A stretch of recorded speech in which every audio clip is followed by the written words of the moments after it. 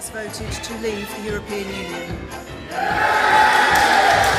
you guarantee that's going to go to the NHS? No, I can't. There's not going to be a President Donald Trump. It's official.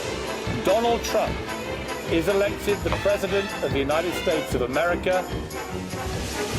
2016, the year when politics became a bad joke, with political establishments becoming more distant from the public and the uncertainties caused by the EU referendum. But it's time to look to the side of politics that's meant to be funny. Political cartoons. We will explore the wizarding world around this art form, the history, the relevance today, and how they are received. This is Drawing Left to Right. London, one of the epicentres of all things political cartoon, and home to the Cartoon Museum, where the walls are covered to the brim with cartoons from years past and present. With such an extravagant collection like this, we asked Anita O'Brien to guide us through the history of political cartoons. This print is by James Gillray, who's regarded as the father of British cartoon and comic art. He was active, especially from the 1780s up to about 1810. He was really the first person to, if you like, make dynamic prints, political prints. He did social prints as well. This is a particularly interesting one, which is called Doublures of Character, and they're really doubles of key characters like Charles James Fox, who was the leader of the opposition, and Sheridan. And it shows the original character, which is a fairly straightforward caricature of the individuals. And really, Gillray was exceptional in that he was drawing representative caricatures of the political individuals. His caricatures would have been the only place that they would have seen representations of these individuals. Really, you start from the late 19th century getting some political cartoons in newspapers, and it was in the 20th century that all the main newspapers started to have political cartoons, where they're daily or Sunday papers. And you would have an editorial cartoonist who may or may not have been closely allied with the politics of the newspaper. Some people like David Lowe in the 1930s, or Peter Brooks, like a number of his other fellow cartoonists, Steve Bell, Dave Brown, always took an independent position. This is, I suppose, a mark of British cartooning, which is that the artists have a great deal of independence and latitude, and they're drawing for. So when people look at some of these old cartoons, they have to remember that some of the issues which are being represented are actually very close to situations today. The Political Cartoon Awards, the time of the year when the who's who of political cartoonists come together to celebrate, well, you guessed it, political cartoons, where we'll take a look at modern politics in a more entertaining light. For all those that love politics, cartoonists are our true champions. So let's applaud them to the cartoonists. I'm the owner of the Political Cartoon Gallery. The great thing about political cartoons is their personal take on a political event as it happens. I've been running the Political Cartoon of the Year Awards for now 16 years, and it's great fun, but it's very difficult to actually say who is the best or what is the best cartoon. But it's just meant as a bit of fun and a bit of promotion for the medium. We got to ask some of the biggest cartoonists in the industry about their creative process and their thoughts on the awards.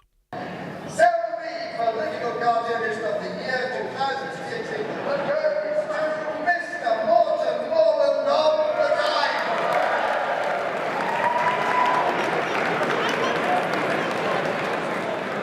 I'm really pleased. Yeah, I'm really pleased. I was, as you can see from my attire, very surprised by it. But I'm really pleased with that. It's sort of silly because there's so many brilliant cartoonists, and I respect and admire them all, and so for me to be sort of given an award that I'm Cartoonist of the Year, it means a lot in terms of, lovely they voted for me, but it doesn't mean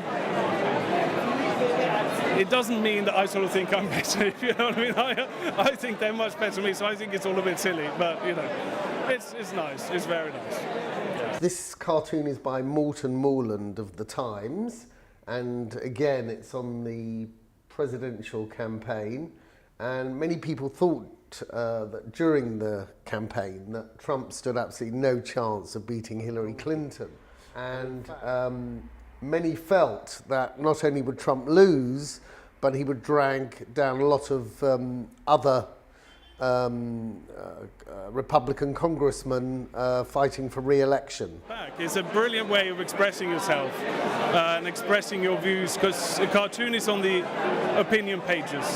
So it's not reporting, it's not fair, it's your opinion, and you get to express your political opinion. This is a cartoon by Steve Bell of The Guardian, and of course that's a play on Alan Sugar's catchphrase for The Apprentice, I'm fired. Here he's saying I'm mired, and he's mired in a sewer, but here we have David Cameron in the guise of a used condom, which Cameron hated being depicted that way, and told Steve once at a Tory party conference that you can only push a condom so far, which of course is something he shouldn't have said to Steve.